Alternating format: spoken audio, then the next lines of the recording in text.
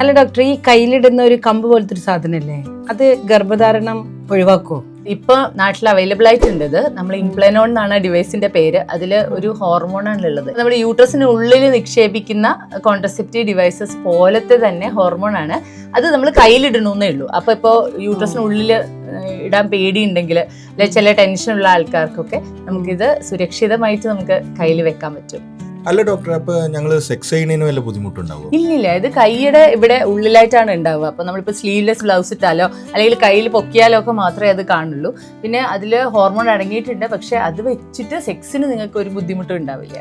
അല്ല ഡോക്ടർ, അപ്പൊ എന്റെ പീരിയഡ്സിന് ഇതിനെ ബാധിക്കോ? എന്തെങ്കിലും പ്രോബ്ലം വരും?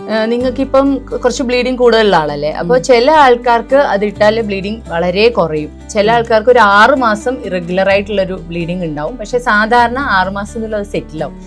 അത് കഴിഞ്ഞിട്ട് വലിയ പ്രോബ്ലം ഉണ്ടാവില്ല. പിന്നെ ബ്ലീഡിങ് കൂടുതലുള്ളവർക്കൊക്കെ ഹോർമോൺ ഉള്ളത് നല്ലതാണ് ശരീരത്തിൽ ആക്ച്വലി. സോ അത് നിങ്ങൾക്കൊരു നല്ല കാര്യമായിരിക്കും.